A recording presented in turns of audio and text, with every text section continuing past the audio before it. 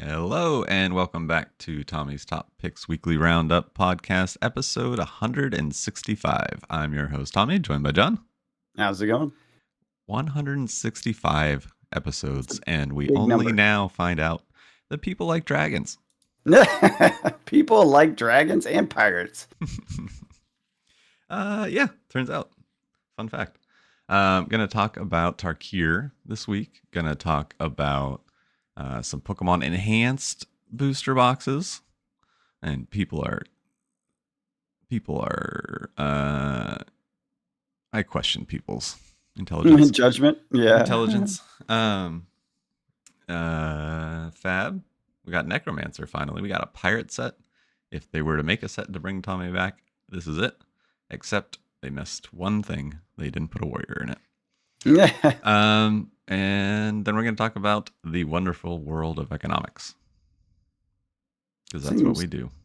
Pretty straightforward. Lots of Tarkir and Dragon stuff to talk about. Lots of Tarkir and Dragon stuff to do.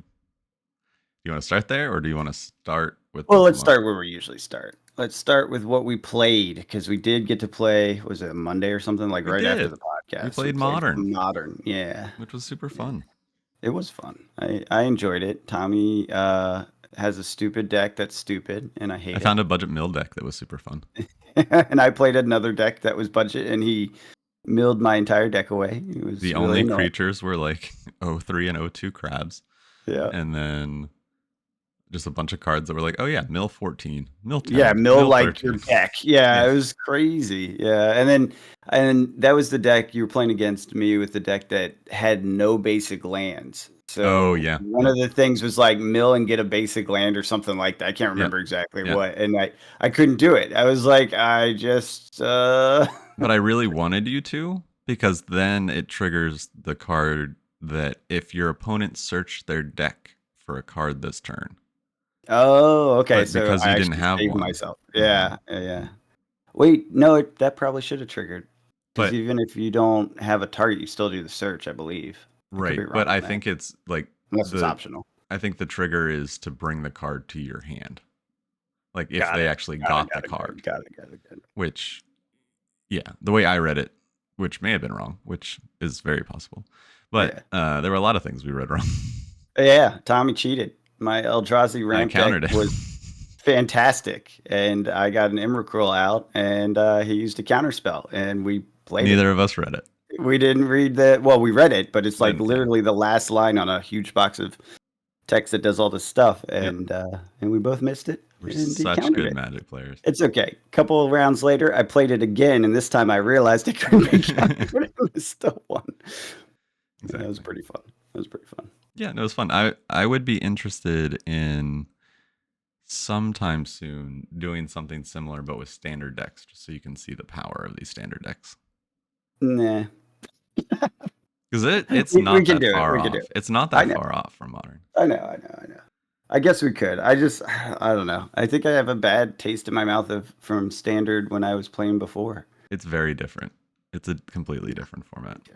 What? No, it's not. It doesn't have any of the same cards. Okay, it's different in that way. I see. Yes. Yeah. Okay. The part that I don't like is the losing your cards. The losing your cards? Oh, yeah, sure. Every couple months or whatever you think. Well, it's longer than that now, so that is slightly different. But the fact that you spend all this money and time building up a collection, getting used to cards, and then they're gone, I don't like that. That's why I am doing Modern right now, really, because I'm like, I want a format with 4 of a kind, right? Mm-hmm. A consistent deck that's like constructed to do a thing, because I kind of missed that from playing Commander so much. Yeah. Not that it doesn't do it, but it doesn't do it as effectively. No. So I wanted something tight like that, but I also didn't want my cards to go away, which is why I was like, is there an online version of Modern? Remember a couple weeks ago, I was like, is there a way to actually play that? Because that's kind of what I'm itching for. Yeah, I might end up downloading it. I literally searched for it like 3 different times thinking I would like, okay, I'm just going to do it. And then I think about buying cards, and I'm like, I don't want to buy digital cards. You can rent them. Can you? I don't even want to know how it works, because then I'll justify to myself that I can do it, because I can afford it, but I don't want to. It's such a waste of money. I hate it. Yeah, I spend $0 on Arena, and I hadn't build any meta deck that I want. Yeah, but you also spend hours and hours of your time grinding. That's not true. It's like 20 Yes, you minutes do. in the morning. Every day. Every other day.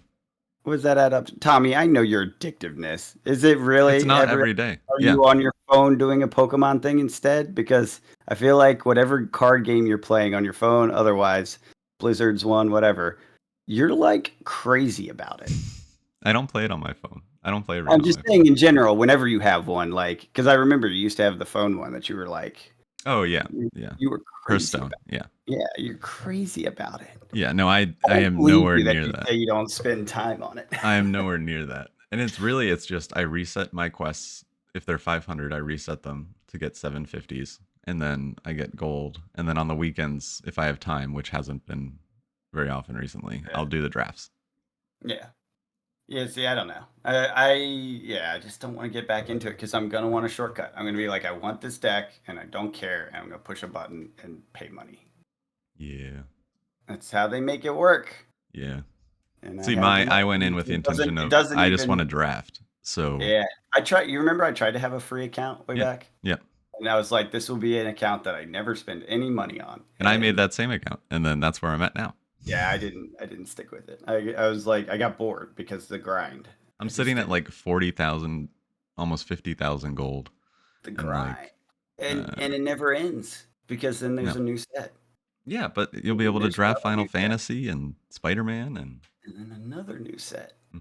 Yeah, but Tarkir I looks super draft for fun. me. Yeah, draft for me is not like a big draw. I get why this works for you because that is a draw. Like you're working towards a thing you really enjoy. For me, draft is like, it's Yeah, like okay, it's fun, but it's not like my thing. If I could work towards it to then have modern play on there, I yeah, might that's fair. actually do it.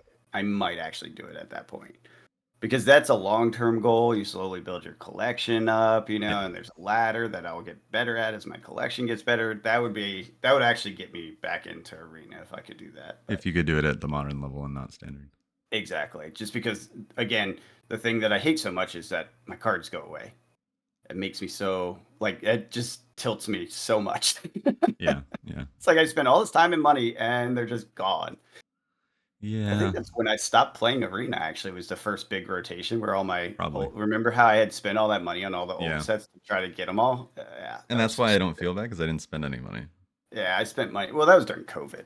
Oh yeah, yeah, Yeah, I was like, I'm not leaving the house, so what the hell am I doing with myself? I'm playing Arena and buying stupid digital cards. yeah, yeah. I don't know. It was fun. Yeah, yeah. Modern was fun. Playing with you is fun. Mm-hmm. Yes, we could do some standard on TTS if you want. I Yeah. don't mind doing that. I'm not getting back into Arena. That's not going to happen. No, no, you don't need to. I just want to show you what standard feels like, and I'll play decks that I don't normally play.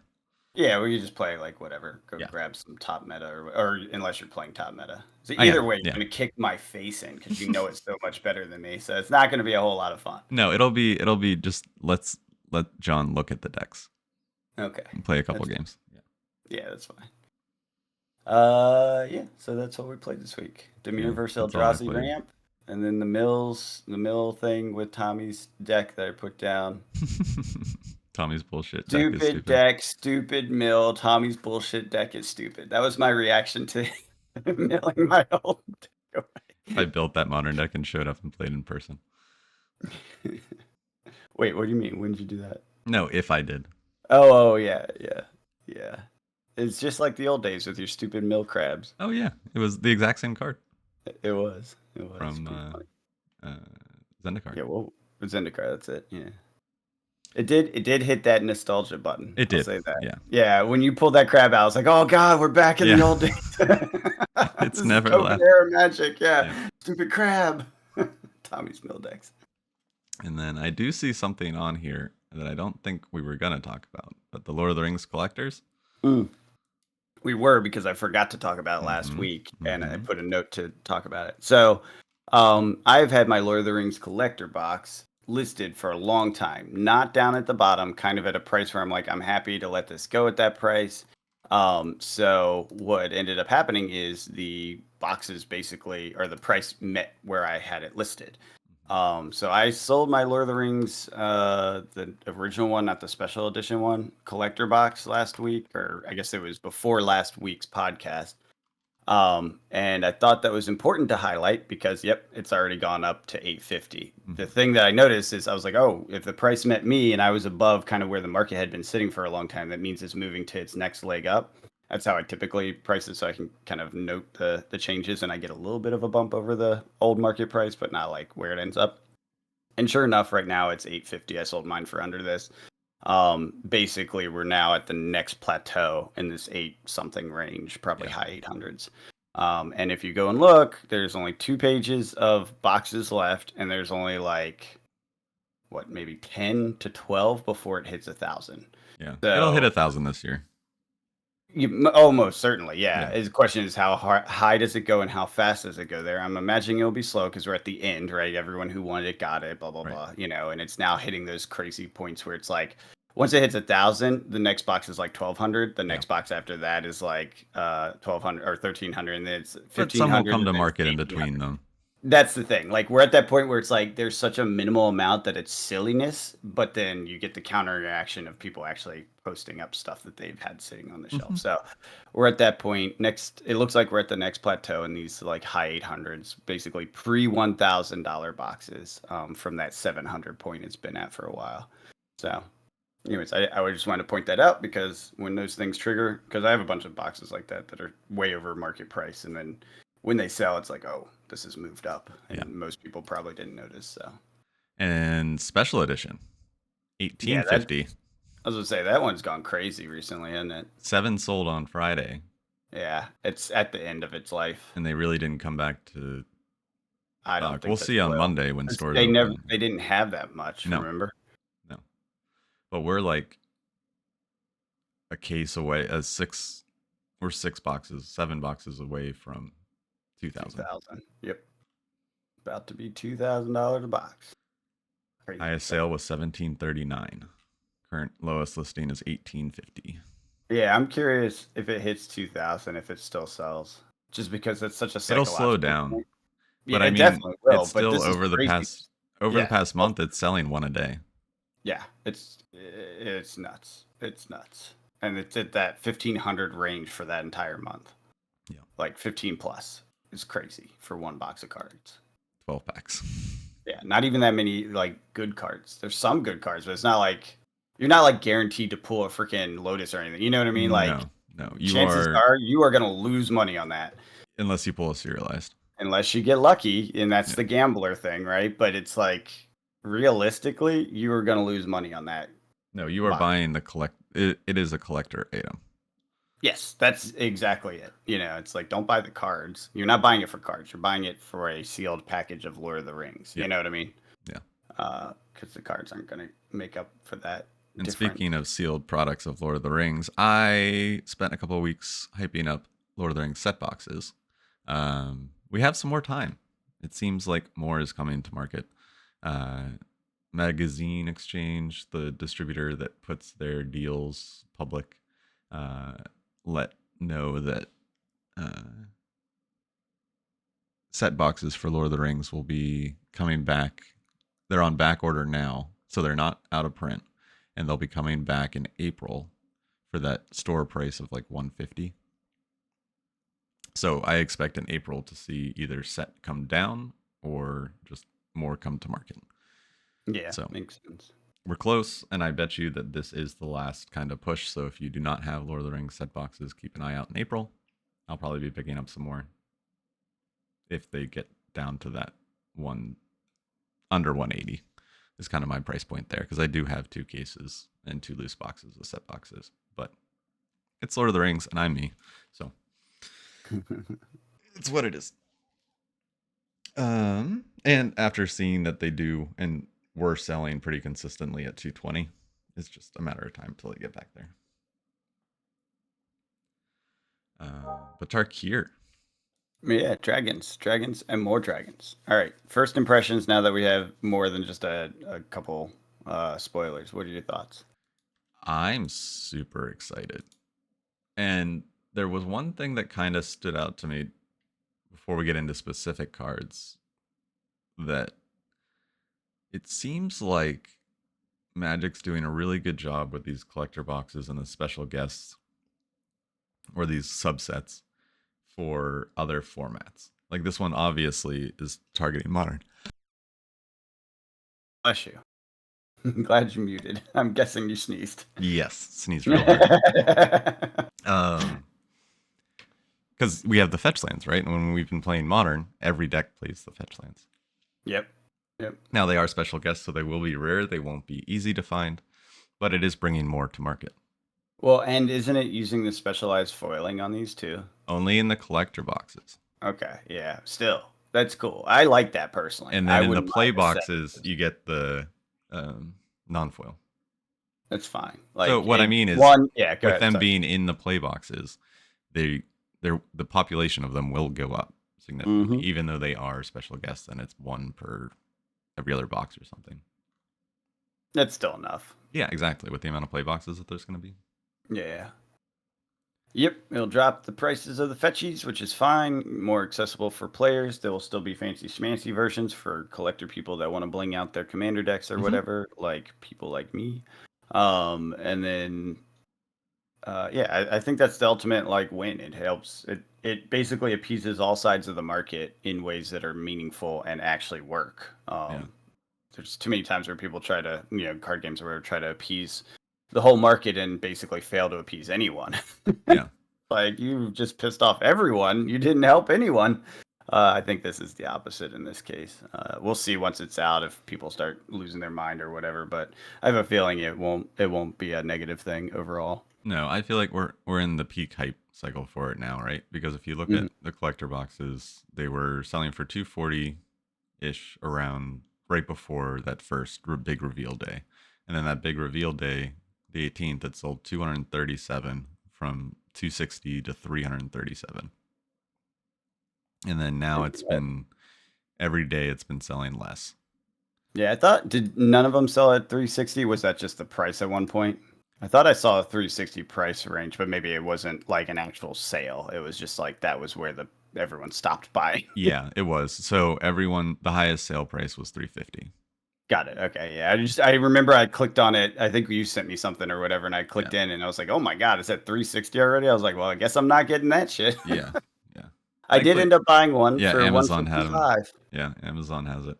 It was not on Amazon for 155. I had Amex points to spend, which was delightful to find. I had like $100 or 100 something dollars in credit on Amex points. So I was like, I'm spending those. It got my box down to 155. I was like, worth it.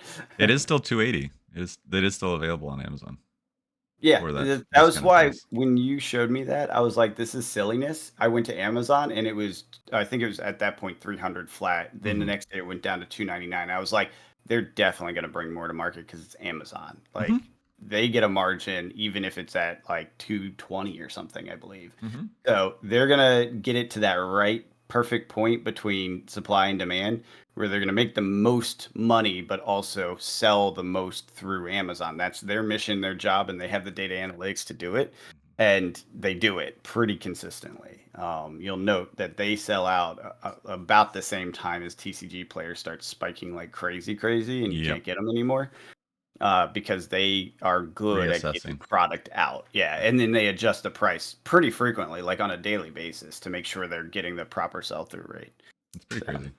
But they don't look at the secondary market. They definitely do. I know. I was like, sarcastic joke. It was a sarcastic joke. They definitely react to the prices going up. And honestly, when they come down, they react a little bit, but less so. But now they're settling in the low 320s. So that's kind of where I expected to be for a while. I mean, which is crazy because like post-release drop like we have, but I just don't expect it to last very long with this set in particular.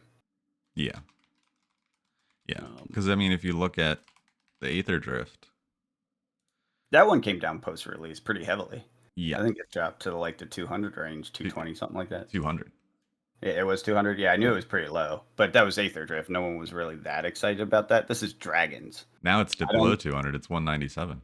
I thought so. I was like, that one's one of those that I think I even said back then. I was like, this is one I could see going sub 200 after release, like some of the old sets, because it's a lame set. Like, whatever, it's fine. It's vehicles. It's this like weird world. This is Dragons with Ugin and like all these different really interesting mechanics, like the enchantments that cycle back through when you cast dragons. I mean, everyone loves dragons, duh. Ugin is a old school hero slash enemy nemesis, right? Some people love him, some people hate him, right? Which it definitely hits the nostalgia button for a chunk of Magic players. And then the powerhouse cards are in this set that are just like crazy and fun to build around and fun ideas, which we'll talk about in a minute. But yeah, I mean, dragons. What do you expect? Yeah. Yeah. And just looking at distribution, only 2 distros have Aether Drift collectors. One's on an open order, and the other is limited to 1 case of 6. But they still have it. They still have it. Yeah. That's crazy. Yeah, that means that it didn't sell for shit. No. Because usually they sell out on that second wave within a few weeks, basically, if released. That's what it's been. All these more modern sets, these recent ones, that's how that has gone. They disappear after a few weeks, and it's basically that was last call. So that means Aether Drift really sold poorly, or the print run went up, which we heard from Rudy that the Tarkir set print run is exactly the same as Aether. Yeah. So that is actually worth keeping an eye on. See if this drops down to that 200 range, just because, and then that would indicate to us that they pumped the print runs a little bit on these sets because they were seeing so much success, which I can see. Yeah. Because we've had a long run of collectors that have basically sold out immediately. So having it go a little bit longer isn't unworthy for a toy company to sell product longer, right? Sure. And then in So between maybe those, they you had did. Innistrad Remastered. Yeah, or this is tough. It's hard to say because then you also have the whole Final Fantasy thing we were talking about, sucking money out of the market. So maybe that's part of it. Yeah. But I I don't mean, know. Innistrad Remastered's way below store cost. It's at 270, Yeah, but 265. that's a special set. You can't really compare Yeah. those. Yeah. It's not quite the same. No. But just interesting that it's a collector box in 2025 that's not. Yeah. Yeah. Well, but it's also one of those like I don't know. We talked about this. You were excited for it, but I was like, eh. Yeah. So I don't know. No, We just shall see interesting where it with how lands. people react to collector boxes. They do. They do. But yeah, card wise, there's a lot of things to be excited about. There's a Yeah, lot we of new don't need to go through keywords. all of them. We don't need Yeah, to go talk through. about the keywords. So we have, let's see, we have another deck that can have any number of cards named this Tempest Hawk, which I feel like they're doing a lot in white recently because the Heir Apparent was the last one in Foundations, and then there's the Nazgul, but that was black. But I thought that was only 9. Is it any number? I think it is 9, but Okay. it might as well be. I mean, not for Commander. Commander, that makes a huge difference. Sure. I was building an entire deck around this black, you can have any number thing, and I had 20 of them in there, 25 or something. Jeez. Yeah, because you wanted it to go off. And it was also like a thing you sacrifice it. So the more you had out, you could sack them and then use them to buy some big demons out or something. I can't remember.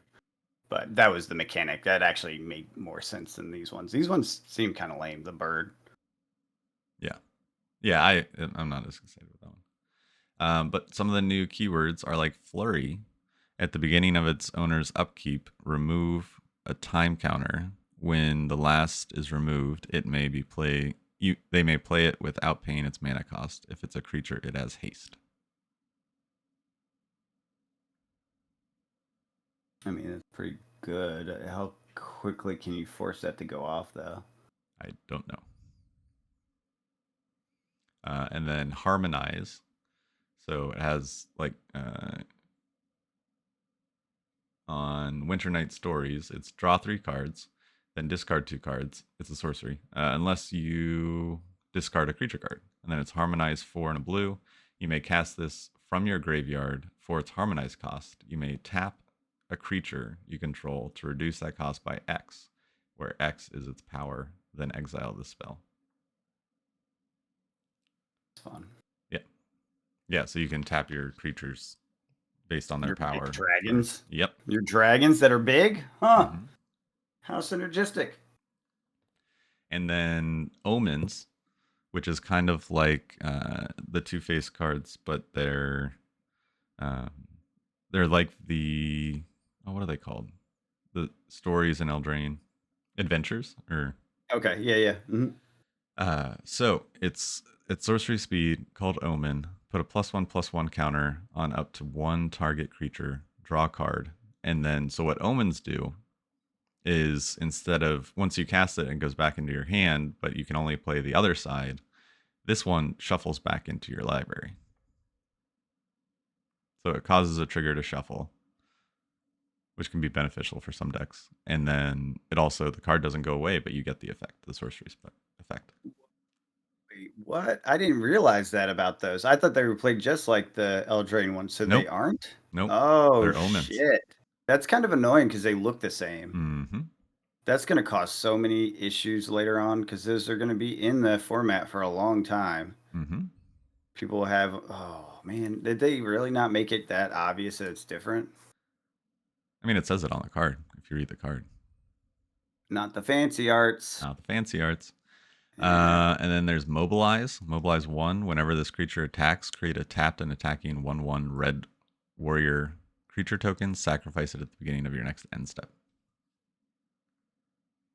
Yeah, those ones are cool. I like those. What else? There's a lot of choose one spells, which I notice are becoming more and more common, which are awesome because it just provides more flexibility and they end up being better cards. I think that's a 3-color thing as well. Mm-hmm. They like to have those module or what do they call that? The module types where you choose which one. Mm-hmm. It's called something with a name. Yeah. Not sure. I can't remember. There's a name for it. And then there's a bunch of other ones. I'm trying to find one. I'm scrolling down. Yeah. They're also bringing back oldies but goodies like Storm. Yeah, of course. Yeah. And what was that other one that I saw that was interesting that we've seen before?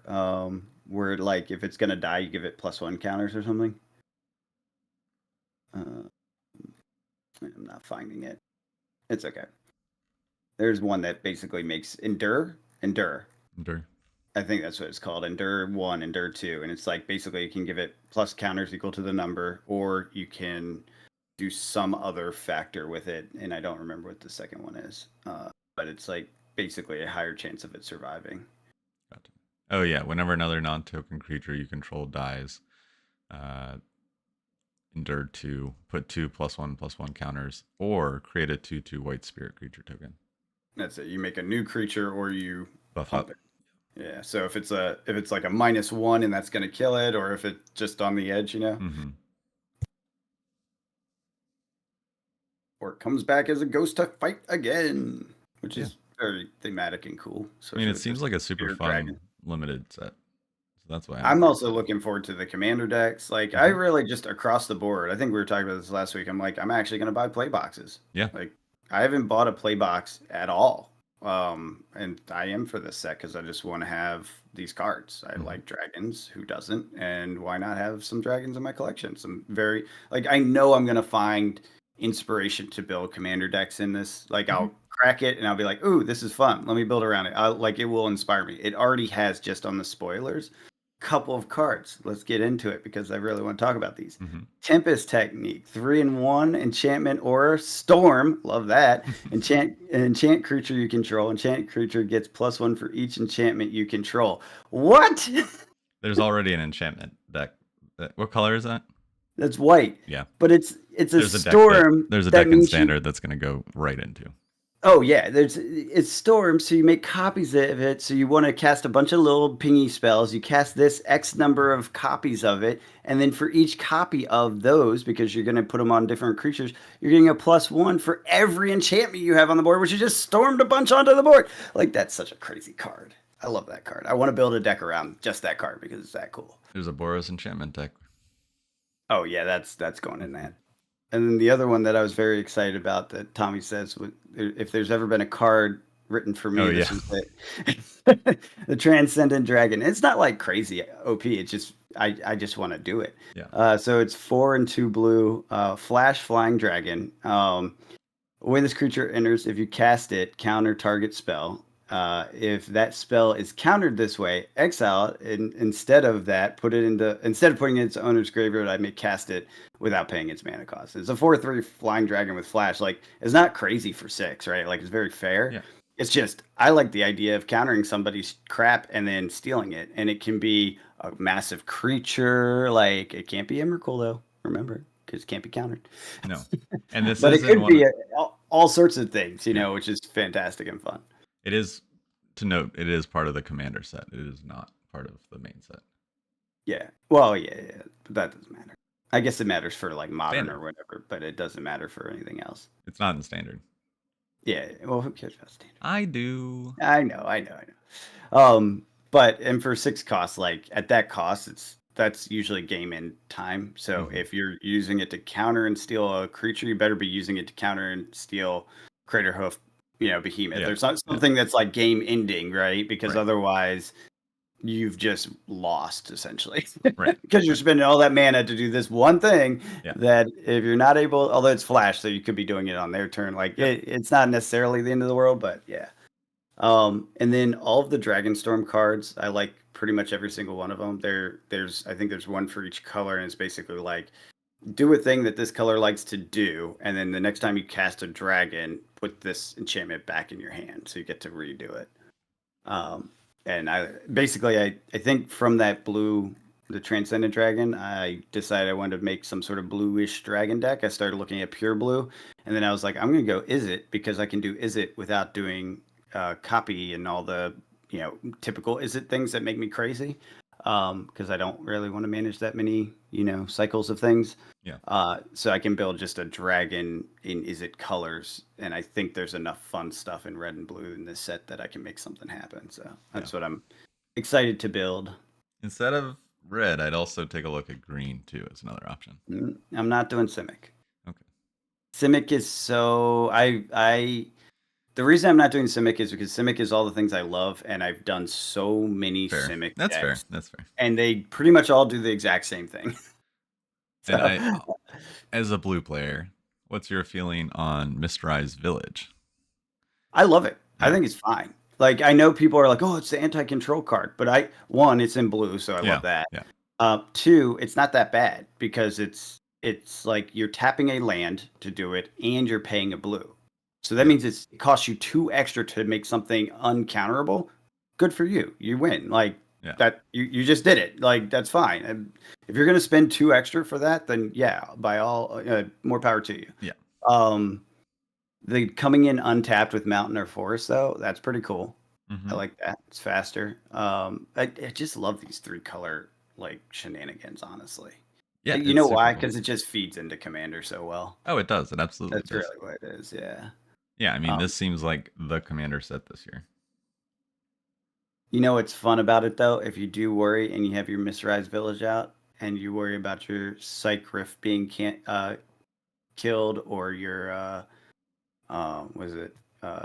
Active Negation or any of those, right? The freebie ones, then it's worth paying 2 more to make sure they can't be countered. Right? See, I love that. I love that for blue. Everyone's like, "Oh, it's the control killer." I'm like, "Yeah, but it's in blue, so it's the controller control." Like, good. Yeah. More stack play. Let's go. Yeah. Is that a cycle? Are there other ones similar for other colors? Yeah, but nowhere near as good. Nothing is good. Yeah. Like, see, I love it. It gives blue the power. That's what I love. Like greens is enters tapped unless you control an island or a swamp, creates a green, creates a forest, and you can pay 3 in a green and tap that to surveil 2. But that's terrible. Yes. And then the black is pay 1 in a black and tap it, exile a creature card from your graveyard, create a 1/1 white spirit creature token. Also seems pretty bad. White 1, 2 in a white and tap. Whenever you attack this turn, create 2 1/1 red warrior creature tokens that are tapped and attacking. Sacrifice them at the beginning of your end step. Not great. You're paying 4 for 2 1/1s. And then you're paying 3 in a red and tapping on the red one. Exile the top card of your library until the end of your next turn. You may play that card.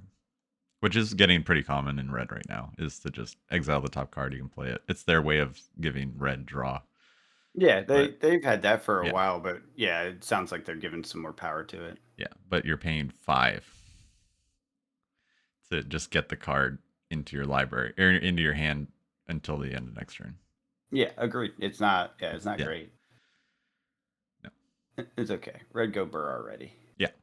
Yeah. What was that? It was around. I don't remember what the set is. A Tali or whatever. That not dragon. The dinosaur with the fin and the lightning.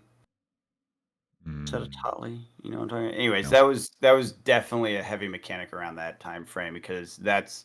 I think it banished the top card of everyone's deck, and you could play any of them for free or something like that. Okay. Any one of them for free, and there's a bunch of decks built around that guy, and there's been a couple versions since then, like that Jurassic Park set. I think they re-released. I mean, it's slightly different, but Oh yeah. Yeah. point That's being, Lost like, yeah, Caverns. okay, yeah, the Lost Caverns. That was the most recent one, but they had him before. They had him Oh way no. back. And I think he was in Foundations too. Maybe, yeah. Yeah. He's now like he's a character dinosaur. Like Yeah. he comes back in multiple sets and all that. But yeah, his mechanic was pretty similar. Like it was pretty much always a pull off the top, and it's essentially like red go Burt, right? Like if you get the combo going, whatever the way it works, you can just keep pulling stuff off the top and playing it. Yeah. That's what the mission is, I guess, or what he's trying to do. It's just you need all the support pieces to make it happen. So yeah, that has been a thing for red, but it sounds like they're pumping it back up again, which is cool. Yeah. Let red go burr some more. Yeah. Everyone wants more of the thing. It's fine. It's true. It's true. Last thing to touch on with Tarkir, these really interesting looking art cards that are mostly black. Mm-hmm. Now, these are only in foil, right? That's what I'm assuming. I don't We don't know. think so. Because if they're non-foil versions of it, I feel like that's a weird art direction if it's not foiled. If it's always going to be foiled, then it makes sense because that black with the white text would look cool under foil. But it's hard to say. I don't honestly know because they have a lot of different treatments in this set. I'm trying to see real quick. Yeah, I don't even know what they're called. The ones that are mostly black, and then they have like a kind of like a smear of color, which looks to me like it should be foiled, right? Yeah, the borderless clan cards. That's what you're talking about, right? Borderless clan cards. That's what Yeah. it is. Okay, yeah. The With one the I have in front of me is the Severance Priest has a version of it. yeah. Yeah, it has like all the text is behind. It's just black behind the text, and then it comes up into behind with a symbol behind the creature. Yes, yeah. There's something behind it. Is that a symbol? Is that supposed to be a clan symbol or something? Yeah. Ah, I was wondering what that actually was. Got it. And they are available in both borderless and traditional foil, so they do come in non-foil. Oh wow, that I wonder how that will look. Like I said, when I saw the picture, I was like, it looks cool at first glance because it's like such a Mhm. perfect black, if you will, Yeah. in digital format. What does it look like in real life, though? Yeah. That black is not real black or real dark black, which I feel like they struggle with sometimes. That will not look as good. It will look muddy. You know what I mean? And they are in the play boosters, so That's why it's like, ugh, I don't. That might depend on what freaking printer you get it from, because we've had that issue before. I don't remember which one it was, Japanese or Belgium or whatever. One of the printers, their blacks always were smeary, like they always looked muddy, and you could like tell from first glance on some of the older sets. Obviously, this is way back, so yeah. who knows if it's accurate now, but you could tell at first glance what printer it came from based on the color, like the tone of the black, how black it was. They Yeah. look cool in digital though. Like the digital art version of this, the pictures that we have look good. So hopefully they do a good job at the printer. Yeah. We'll see. That's all I got for Tarkir. Lots of Tarkir stuff. I'm sure there'll be more because Tarkir is awesome. Yeah, it's super cool. Dragons. Super fun. Oh wait, Elspeth. Yep. Elspeth the Storm Slayer. Mm-hmm. The most busted angel ever printed. That's I really love hard it. to say. That's probably not the most busted angel No. ever printed, just because there's so many busted angels, but definitely up there. All right, Mm-hmm. 3/2 white. If one or more tokens would be created under your control, twice as many of those tokens are created instead. The Mm-hmm. +1 is create a 1/1 white soldier creature Mm-hmm. token. The 0 is put a +1/+1 counter on each creature you control. Mm-hmm. 0 for 0. These And those creatures creatures, going yeah. flying until end of next turn. That is some bullshit. And then of course the -3, and it comes in with 5 loyalty counters. This is what we're talking about Mm-hmm. here. Destroy target creature an opponent controls mana value 3 or greater. So Dragon Slayer. Yeah. Yeah, it's a busted card. It's good though. I mean, it's first off, she's always supposed to be powerful. That's Mm-hmm. the whole point. Like she's a super angel. But this is crazy. But it is a planeswalker. I feel like planeswalkers are inherently a little bit weak. Sure, because Unless you do like a Super Friends deck or something that really helps them along. yeah. Because she ain't swinging. She's just sitting there. Well, she's great in the soldiers that are swinging. She is, and they're not. They don't have haste though, so No. that's why it's like it's not that great. It's not that great. Now, with other stuff, haste makers and things like that, Mm-hmm. it will be great. There are a lot of haste makers in standard. There are.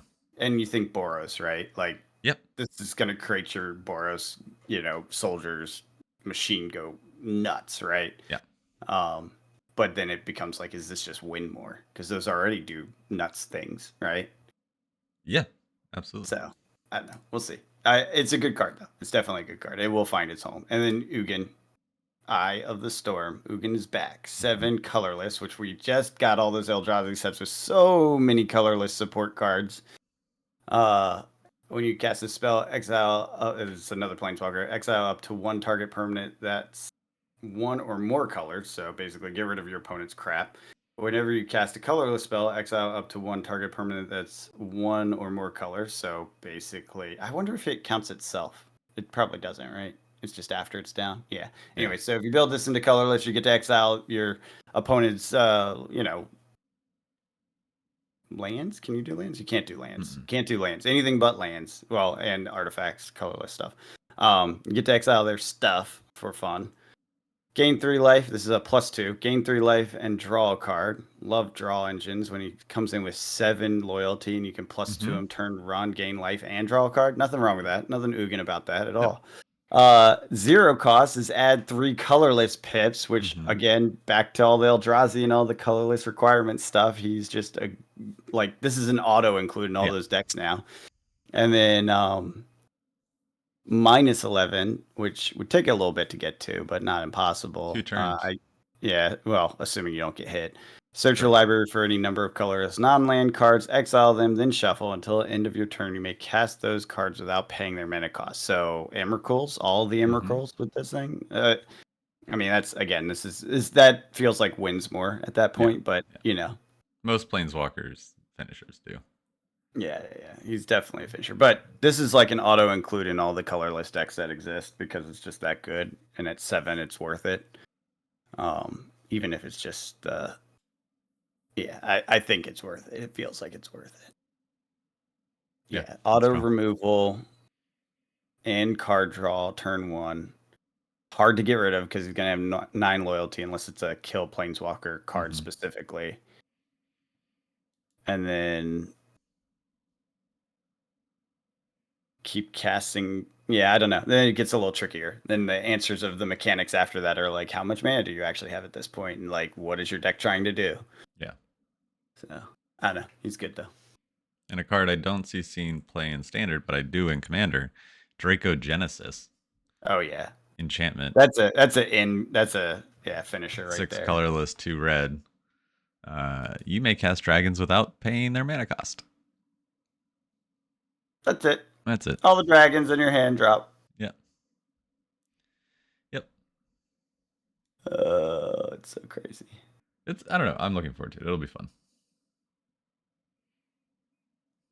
There's some cool art versions of that Ugin. I didn't realize they did like 3 or 4 art versions. Oh, yeah. Oh, the Draco Genesis is. Oh, there's a really cool art version of that. Holy crap. It's like blue, even though it's a red card. That's going to be confusing, but it still looks really good. I love when my red cards are actually blue cards. That's funny. Why did they do that? Because they did it with Elsbeth, too. She's blue as well. The Ghost Fire. Yeah. Interesting. There's a lot of interesting art versions in this set. I like most of them. Hmm. The comic version one with the like wing border, you know what I'm talking about? Yeah. It's like that one, and then they have I guess the spirit dragon, like you were talking about, the blue border stuff, Hmm. and then of course your regular full arts and all that.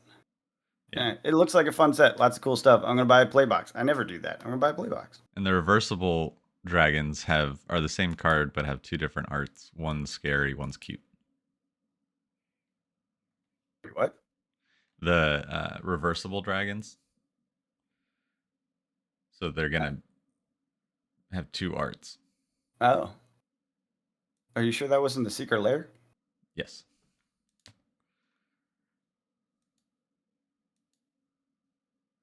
I'm looking Okay. at on Yeah, I know Scryfall there was a. Oh, sorry. Go ahead.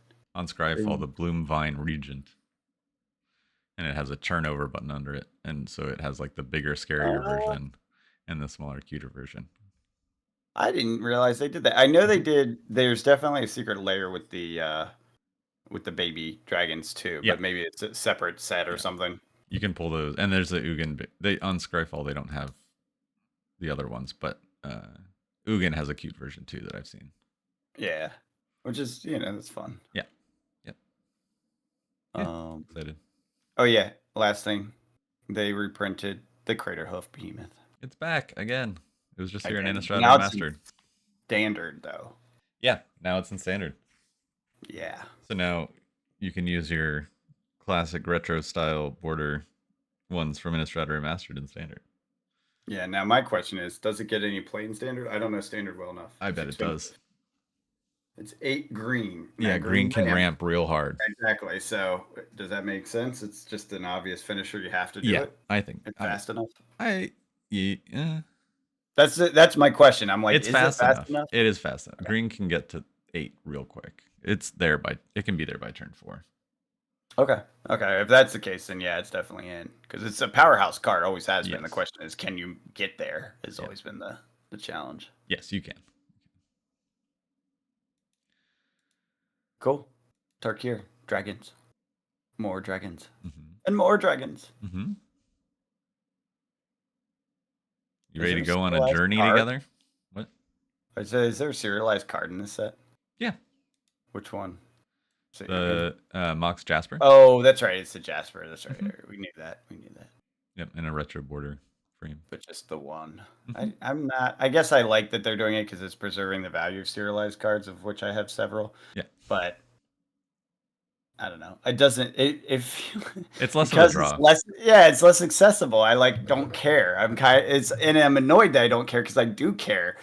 But I'm like, because I know I'll never get one, I just don't care. Whereas it was actually fun opening those boxes, hoping to get one in the boxes where I could get one. I Right. don't think I ever pulled one, or maybe I pulled one. I think I pulled one out of all the different boxes I opened trying to get a serialized card, Mhm. and it was like a lame one, of course. Back in Brothers like War or something. yeah, probably Brothers War or something. It was one of those ones where it's like, oh yeah, there's like a ton of these. So it's not like $1,000 pool. It's like, oh, maybe $100. Yay! It's Yeah. probably worth more now, but Right. um, I did like the thrill of chasing that serialized card, and now that thrill is gone. They took that from me by doing just one. Now I appreciate it because if they had overdone the serialized cards, it would have become lame, like special borders and stuff. Right. Right. Just like a thing no one even notices, much less talks about in any serious, point. Um, and so I'm glad they didn't do the thing they usually do, which is overdo anything successful. They pulled it back. That was smart. That's the way to go. Also makes me sad because I want to pull one, and now I know I'm not. I'm not going to open a case. I'm just not. And a case is like a small chance of getting one. Right. Right. Right. So, Makes anyways, sense. You ready to go on a journey together? let's go on a journey. Where are I'm we going going? to educate you on the new Pokemon booster box. Educate Journey me. together. For the longest time on TCG Player, there was only one version of the box being sold, just the regular booster box. And then this past week, they added the enhanced booster box. Oh, Do you know what the high sale of the enhanced booster box is, John? The high sale price is $700. It is now down to $276 because this is people are. all pre-sale, right? This is all pre-sale. Oh, Jesus. Yes, it comes out on the 28th. So this Friday. So explain to me this enhanced versus non-enhanced. What does that mean? There's a booster box topper. There's a box topper. That's it? That's it. Oh my God. Why did someone pay so much for that? That's got to be a scam. There's no way someone paid that much. It's locked in on TCG Player. High sale price, $700. Who? The first Why? this didn't come out on the enhanced booster box listing No, didn't I come don't out. believe it. That's a fake sale. That's bullshit. That's someone selling to their self. But then someone paid 400. I was Someone going to say paid 400, I believe. 700. 354 to 400. It was only First one. off, yeah, it was only one, and Yeah. it was the very first sale. Yes, that's what I'm saying. So that's why I'm like, I don't believe that shit at all. No. I could be wrong, but the 400s, those are definitely real. There's a lot of those. Yeah. That's silly for a box topper. What's in the box topper? It's Ends Rush Ram with a stamp on it. Oh wait, it's a specific card's not even randomized? Nope, it is the same one in each one. Oh God. And people are going to be making plays on grading it. I guess that's the game. That's your gamble. Ugh. Yep. Okay, cool. I guess. Yep. So they're selling 276 for the enhanced, averaging 4 a day. But all these people that are ordering the regular version, most likely they're going to get the enhanced version. Why is that? Because the enhanced version is like 99% of the print run. Oh shit. The regular version was just sent for pre-release week for stores to do prize support for their, like, because Pokemon like Magic has a pre-release. This. Yeah. Oh, this is So such a mess. that's why I'm educating. Yeah, thank you. During the pre-release, they sent out your build-in battle boxes where you can. It's kind of like your pre-release box. You build your deck. There's a 40 card pre-made deck in there, and then like 4 packs that you use to upgrade it. So you could literally just play with those 40 cards. Is the goal? Is it's very accessible for new people because it's like, here's new set, and here's your deck, and here's some packs you can add or not if you don't want to. Obviously, it would make it stronger, but not usually too much stronger unless it's like a bomb or something. But so when that first pre-release stuff is sent out, they sent some boxes that were just the regular Journey Together booster boxes for prize support, and those did not have the promo in it because stores are just cracking them, opening them, giving them out as prize support. Right. All the other boxes that are coming with the actual wave of this or whatever, are the enhanced versions. Did they do that? I've confirmed it from multiple sources. That's so stupid. They are all saying the same thing. They're saying, calm down. Because the regular version is selling still averaging 100 a day. 93. So slightly down from 98 last week. But so silly. It's also at 270. So and it's still selling. And we're not even at release date. Pokemon's gone off the rails. Yeah, it's insane. I wonder what they're actually gonna do to clean this up, because it seems like they're making things messier, not better. Well, I think it's a lack of communication from Pokemon, and it's just everyone assumed it was the same thing, but they're different things, and everyone listed and has been selling the regular version for over a month. It came on since January 14th. They've been selling these. Why would you call it the enhanced version if it's really just the default product? Because it has a box. Why not call I get it, but my point being, why have the other one called the default when it's not the default, right? It's literally the special box so you can throw packs at people. They should have put that one in a non-label black box or white box or whatever that just says prize support. Mm-hmm. You know, Journey Mm-hmm. Together price support, you know, so that it's very obvious what that product is versus the actual product that's coming in the cases and and granted, I know they'll be in cases for the other one too, but Mm-hmm. And that's where all this on the side, confusion it'll is. say with box topper or with Yeah, it's so topper. stupid. This is dumb. This is dumb. This is very bad choices. Very bad choices. Yeah. And it's caused a lot of market confusion, obviously. Someone buying a box for 700 for something that's a predetermined card? What Yep. are you doing? Yep. Correct. If it was random, I could see that, but God, Nope. especially if the one card, there's like a one in a bazillion, you know, card out there that, you know, will be worth money. Fine, I get it. That's the gamble. This is grading the card that everyone's going to have. Mm-hmm. There will be tens. Many. Yeah. Exactly, many. So you're not getting anything special, no matter what you do. No. But it does put more pressure. What it does do is it puts more pressure on the most popular collectible item, which is the booster box. Because you can only get that stamp promo in the booster box. And we've seen the Pokemon Center Elite Trainer boxes that have those stamp promos. They go up like crazy because of that stamp promo and people making grading plays on that stamp promo. So if that's now in the most popular collectible item, the booster box, more people are going to want that. So I do not see Journey Together booster boxes coming back down to MSRP until, if ever.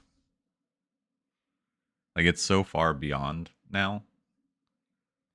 It would take a major second wave or reprint for this to come down.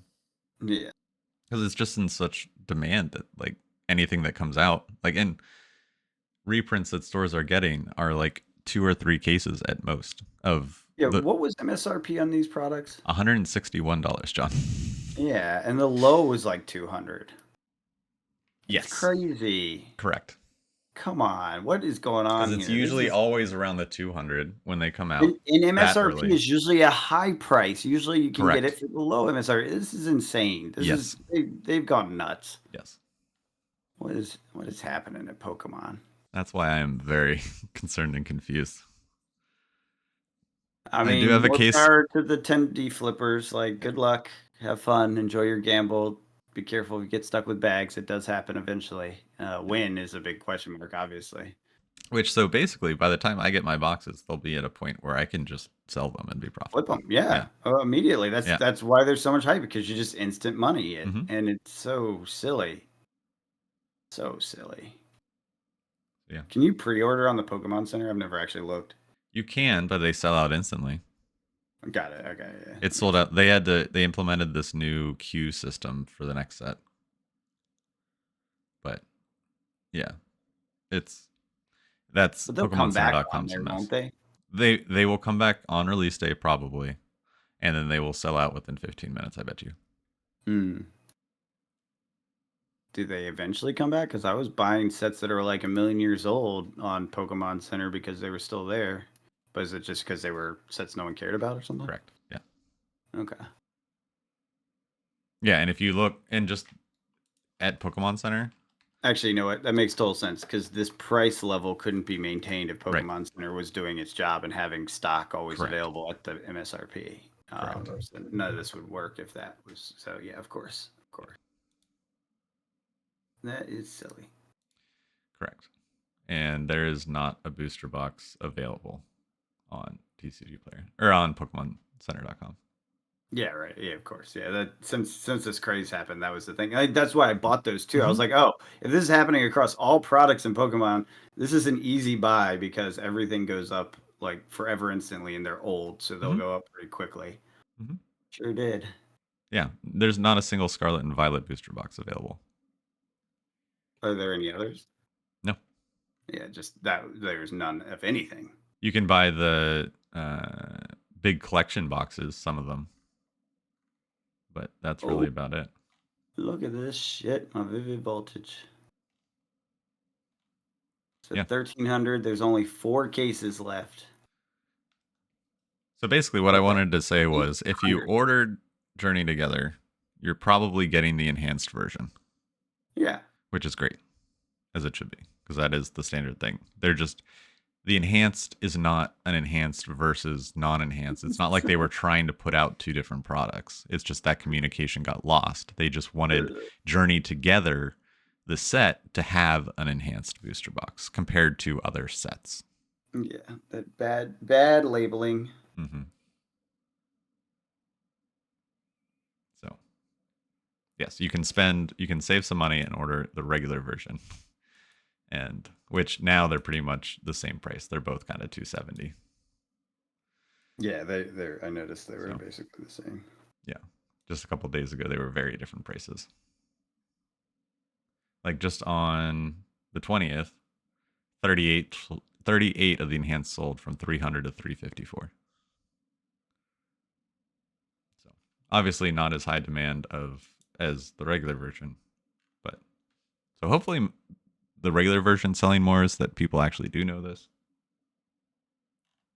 But at least it's a happy little, oh, I got the better version instead of, oh, I didn't get it. Yeah, that's true. So, like if you're gonna screw up in a direction, that's the way to go. Yeah. So it'll be interesting. I'm curious to see what happens because I bet you we do see a downtick when on release day, when non brick and mortar stores can list theirs. So if you can hold off till then, I think that would be smart. Or just not get into this craziness because it's pretty crazy. It is crazy. I don't know. Pokemon is shockingly crazy for a shockingly long time. Because the next set is Destined Rivals and it's the Team Rocket stuff, and that's Yeah. stores are already putting that up like for crazy prices. Pre-orders. But none of them have their allocations for it. So same with Final Fantasy, and that's the other thing and why I haven't ordered any Final Fantasy besides play boxes. Is none of the stores know their allocations. So the stores that I order from just haven't put up, because the stores I order from tend to not put things up until, or they put such a limited amount up that they know they will get that amount.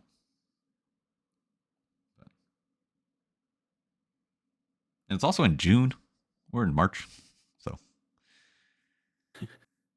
yeah. And Tarkir is in April. So when we have May of Nothing with Magic. But man, so the Destined Rivals set and Final Fantasy are going to drop near each other. That's going to be some crazy time. Yeah. This year seems like it's a crazy time. Just the whole freaking year. And so where do you think we'll be economically in June? You don't want to talk about necromancers first? Oh, we can. Flesh and Blood got necromancers. All right. They're cool. On to economics. His name's Gravy. It seems cool. We found there's a symbol on it that we think is tap, but we don't know. Art looks cool for the set. Absolutely. I mean, pirates are my thing. I'm here for it. But yeah. All right. Economics. So a couple of flags came out, red flags, I guess. The first one is is of note is record high share of consumers are basically saying that business conditions are worsening. So consumer spending, consumer confidence is down. People are concerned. They're holding their money instead of spending on extra stuff. How this affects card markets is obviously it would drive a negative pressure on the prices and stuff like that. So far, we're obviously not seeing that with Pokemon Madness. No. Pokemon's like, I don't give a fuck. Yeah, exactly. Like it does not care. And again, this is concern, not reality. It's fear and uncertainty, not I don't have money to spend. It's I don't want to spend money because I'm uncertain. Those are usually a potential leading indicator, but they also are often incorrect. We've had these spikes in that before where then nothing came of it, no recession, nothing, right? So take it as a big grain of salt on that one. The next one is worse. This is announced job cuts are at the highest since pandemic. So these are rubber meets the road reality. This is companies reporting they're going to cut jobs in the next quarter or two. And that number is higher than it's been since the pandemic crash where we went on lockdown and everyone had to fire people, right? So this is an intention to change actual people employment, and it's a big number. So that is coming. So we will start seeing that unemployment number rise. That is a lagging indicator because it reports the previous quarter after it's been reported. So that means, say, the firings are going to happen.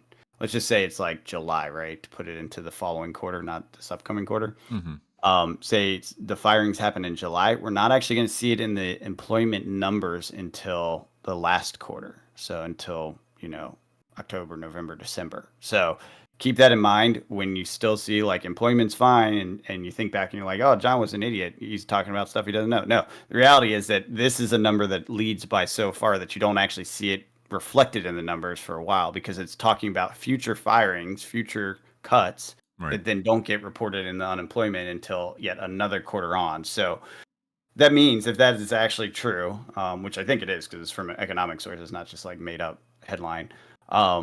If that is actually happening, then we're going to start seeing slowdowns in various sectors pretty quickly over the period when that happens. So if it's this upcoming quarter, like April, on, then we'll see it sooner, like in the next month or two. Like we'll start seeing price changes. We'll start seeing decline in demand. This may impact cards. You may see a decline in the number of sale through rate on certain things. So keep that in mind. I would say that's probably more on the stuff that's like player and like fun because that's the budget that gets cut. The collector investor type, they're probably not going to cut that budget back until there's more significant downturns. So like your Pokemon crazes will continue to Pokemon craze. What you won't see though is, I don't know, your next set of Lorcana won't sell as well, right? The Sure. whatever the play games are, maybe Flesh and Blood is an example. Those things where it's like discretionary spending every weekend, that's somebody's paycheck to paycheck living and spending on this as their fun, right? Mm-hmm. Those are the places where it will get cut fast. So you'll see that first, and then moving to the following quarters, once the cuts actually happen and people have less jobs and less money to spend, etc. That's where you'll start to see it impact some of the collector investor side of it, and that's when that slowdown will happen. Again, this could be all the way at the end of the year before we actually see it happening. And by the end of the year, I mean like called September timeframe beyond. Um, Theoretically could happen faster, especially if you see like because these are planned cuts. There's always the unplanned cuts. So if we do see tariffs say have a major impact and cause disruption in logistics or something like significant happens that causes like a fast recession, which we're seeing pretty significant drops in the equities market. So it could be we hit that point of fear where it becomes like the fear in the street, the terror moment. Mm-hmm. If that drop does end up happening, then you'll see reactive cuts, not planned cuts. Right. Planned cuts tend to give a little bit more leeway. There's usually some level of like severance for a month or whatever. So you don't see the dry up in the economy as quickly. It's a slower process. Unplanned cuts tend to cause like the terror hoarding stuff, which is where people stop like spending on everything simultaneously and you get these like crazy little blips down. Typically, they are really good buying opportunities. And in the past, like 40, 60 years, something like that, they tend to be very, very short when they're that kind of unplanned disruption. Sure. Um, so keep that in mind.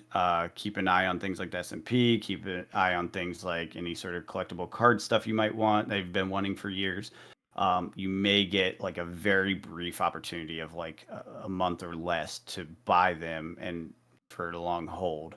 They may still come down from that point. It's really hard to catch the bottom, No, you but buy, you get punched in the face. You buy, you get and punched in the face. and then hopefully, if it all is a very quick drop, then within a month or two, you start seeing some, okay, I'm break even or higher sort of Yeah. thing. Yeah. That happens a lot, especially in equities. They're very reactive that way. That said, with these planned cuts being longer, you might get a 1-2 punch. You get the emergency down and then a second leg down that's part of the planned part. And then we might have a slow uptick. So it's more like the Nike check, it does Mm-hmm. that slow, like quick drop and then slow increase from there. Mm-hmm. Those on average are a 6-month turnaround period over the last 40, 60 years. That's pretty standard for the recessions these days. The average recession is 6 months, so they don't really last that long. And again, you don't know you're in a recession till almost a year later. Right. So it's one of those things like you got to look at these signals and say, are we probably in a recession? We might be about to be in a recession, but we won't know it for another 6 months at minimum. So point being, keep an eye on the markets, keep an eye on the things you want to buy when they drop to a very significant price where you feel happy buying them, even if it goes down. Buy it if you're into that sort of thing. Obviously, not financial advice, but just these are the moments where you have those opportunities. And most people, they get scared because the reason they're going down is because everyone's scared, right? And so Hmm. you get caught up in the negative news, which is reasonable, and you let your emotions drive your decisions, and then you miss opportunities. It's that whole when everyone's afraid, get Yep. greedy. When everyone's greedy, get afraid. I'm afraid of Pokemon right now because everyone's being greedy. I am, greedy on things like equities. Even crypto had a nice drop, although it has not hit my drop point yet. It's actually climbing back away from it. So I'm still kind of on the middle ground with crypto. But Hmm. point being, I started deploying some capital in some places where we've seen pretty healthy declines in a small amount. So like say I had $100, I'm Hmm. doing like $3, right? Right. Um, so a small amount to just make sure that if this is the only bottom we have, I got a piece of it, right? Yeah. That's kind of the idea. It's like a hedge against it going up from here. I still think there's more downside, hence the other 97% is still waiting. Right. But it is a point of like, I'm starting to look. I'm like, where are my entry points? Like, let's ladder in on the way down and expect the down to go for a long time, but know that you probably won't fully deploy, right? So Right. you have a plan for a ladder that goes way, way low just in case it does. So you're getting in on all those steps. But usually it turns around before it gets to your bottom. At least in my case, I tend to be a little more pessimistic. What? Me? Pessimistic? Who would have thought? Never. Uh, and so what that means is like my last 30% of what I'm ready to deploy doesn't get deployed. And then I'll either dump it all in one on the way up, kind of as the check turns and it's Yeah. like become clear that it's not going to go back down again. Or I'll deploy it into other assets. In fact, that's where a lot of my card money came from, was Hmm. money that was sitting around waiting for uses elsewhere. And I was like, well, elsewhere is cards today. Yep. So, Yep. so yeah, keep that in mind. That's just typical, economic cycles and how this goes. Some of this stuff is lining up for longer term pain. There is a lot more talk, even at the Fed, which I was surprised about, that indicates stagflation as a very real possibility coming up, which would be a reduction in GDP growth to a usually a negative point, but not always negative. It could be flat or like basically flat. Um, it's a reduction in GDP growth plus inflation at the same time. So the price of goods goes up, the economic activity goes down or stays flat. And then what ends up happening is you get stuck in this really tough spot to get out of from an economic controls standpoint. The Fed can't do much to change it. Fiscal policy is very typically difficult to get going because there's a lot of political drama around it because everyone's hurting. It hurts the wealthy, it hurts the poor, it hurts everyone. So you really want to avoid it. Um, and it will ultimately cause like basically what in markets is called you get chopped to death, which Hmm. means it goes up, it goes down, it goes up, it goes down, it goes up, it goes down, but it's within a band that it never quite breaks up and never quite breaks down. And people that try to trade it, they end up trading thinking it's about to go up, oh, it's about to break out, and then it goes down, they lose money. And they trade that and they're like, oh, it's about to go down, let me sell short, and then they lose money. So people get chopped up in those markets. It's particularly difficult to navigate, and hopefully we don't go into that because that can, like, historically in the US in the 80s, I think it was 70s, 80s, and then in Japan, that happened as well. When that has happened, it has led to lost decade, like 10 years of nothing happening. Can you imagine 10 years of nothing going up? We have a hard time imagining it because we haven't lived through it much. Yeah.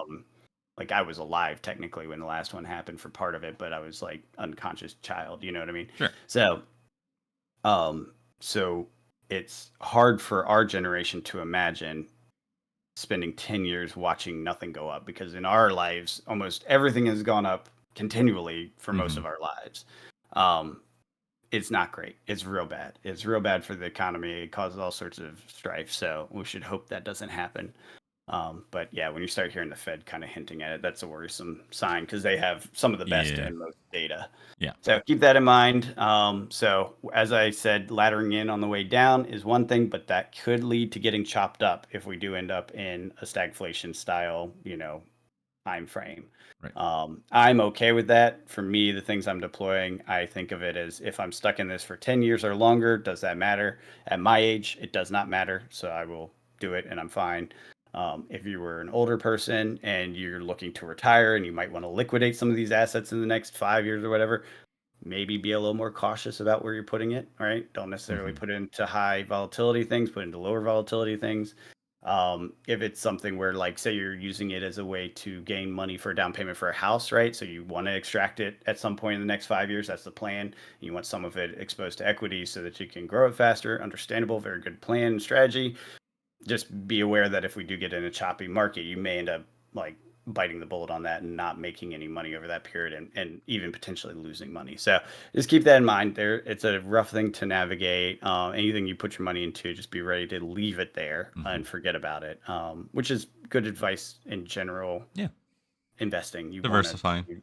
yeah, diversifying, and time in market beats timing the market every time. So Yeah. typically when you're putting stuff into especially equities, you should just plan for it to stay there for 30 years, right? Like that's an ideal situation. You don't always do that, but you want it to be.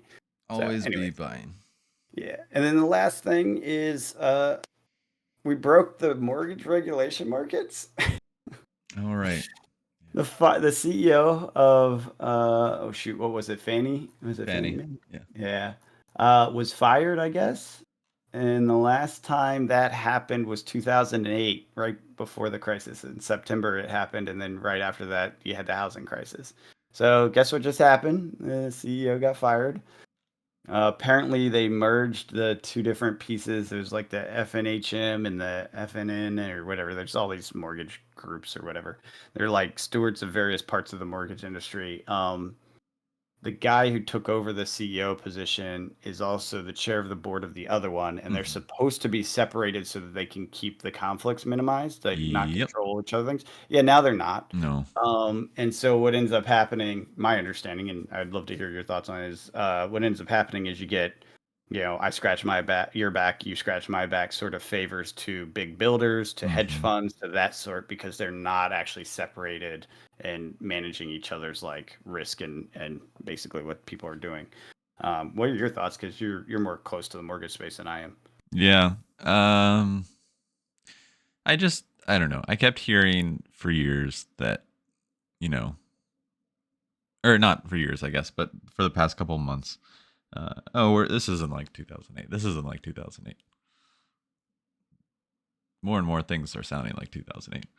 Um, but at the same time, there's such still a high demand for housing, and kind of correlates to cards. It's like prices are inflated on houses. Yes, they've gone up dramatically over the past couple of years.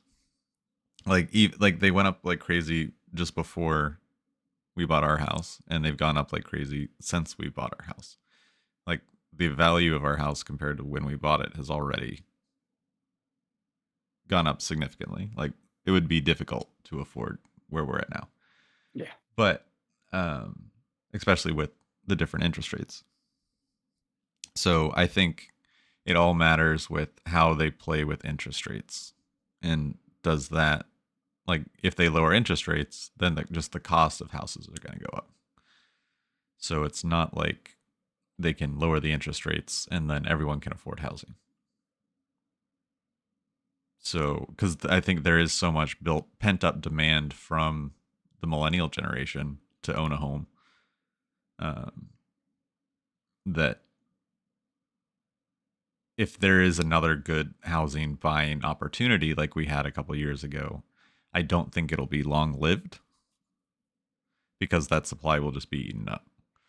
Now, when you talk about builders, that's different because we now have a government that can kind of bypass the NIMBYs and set regulations because it's just like, oh, I say it's law, so it's law now. Mhm. Um, so even though that's not how that works, but you know, Supposed to be. supposed to be, not what's happening. Um, so the NIMBYs are kind of what have been pushing, and NIMBY stands for not in my backyard. So it's at the Yeah. local level. Um, in that they do not want an increase in supply of homes in their area because then that decreases the value of their home. Hmm. So it's very much, I got mine, F off. Yep. Others shouldn't because then that devalues what I have, which when it comes to something essential to living like housing, I think is just gross. Yeah. And housing should be affordable. I understand owning is different than renting. But typically in the markets where housing is very affordable, rent is affordable. So it's either both are unaffordable or both are not. And then that creates the issue of I've been renting for X years, paying these inflated prices, so I haven't been able to save for a down payment. So then you have mortgage companies come out with, oh, you don't need a down payment. You can just take out a second loan for your down payment. And then, but when you take out a second loan for your down payment, that loan also that loan will be at a different rate. And depending on the promotion that the lender's doing. And then you have PMI insurance. So basically, because uh, you didn't put the deposit down, you have to pay insurance in case you default on your mortgage. Hmm. That insurance company will then pay it. So you're actually paying more per month because you can't afford it. And it's just this vicious cycle. And with the people in charge right now and the news of the commingling, it's just scary that I don't think housing is going to become more affordable. It's just what's going to change. I think if rates go down, prices go up. If prices go down, rates go up. It's going to be unaffordable. And again, back to the saving, like it's hard to save when rent is so high. Yeah. Well, and I think something that this is where I worry because the idea that this was beneficial to hedge funds, et cetera, means that we're going to see an elevated the expectation. Not that this is what's going to happen, but the Mm-hmm. expectation is that we'll see an elevated interest rate market with a decline in demand. And the way that happens is a recession, depression, right? Mm-hmm. So people are too broke and out of the job to buy a house, and so the people wanting to buy a house decreases. The prices will drop, but interest rates are so high that people that are still looking are not gonna jump in so quickly. Whereas someone like a hedge fund or other group that can leverage money a lot Mm-hmm. easier, they don't get that interest rate, right? Like No, when they I just buy come a in and house, buy a I get cash. an interest rate. Yeah, Yeah, they have so much cash on hand, they don't use an interest rate, or if they do, they get correct. So like they get a deal on the house. exactly. And so they gobble up all the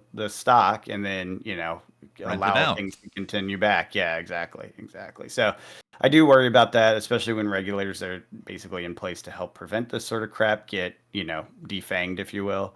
Yeah.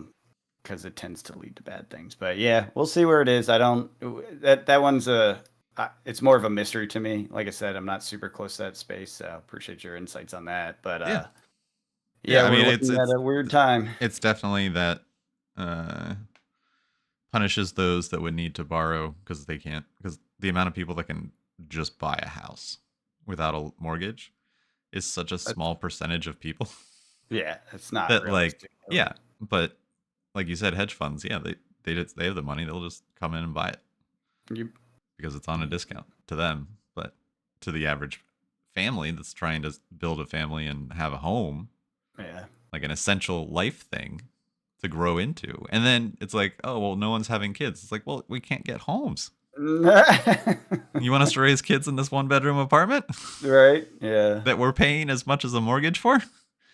Uh, Yeah, cool. Seems, yeah, that works. Population's going to grow for sure. And schools are going to get better without Department of Education. Yeah. So, cool. Education. It's important. Not no more. Not no Not more. America. Sentences structure have none. Yeah. Fun Who times. needs This is fine. It's all education? fine. When you don't get education, you have people spending $700 on a Pokemon booster box. No, That's not don't say even that. out It's yet. so mean. So mean. I don't know. It doesn't seem like that. It might be the case, though. Yes. But yeah. That's all I have. Yeah, me too. So, well, if the world is still spinning next week, we'll catch you guys later. Have a good one.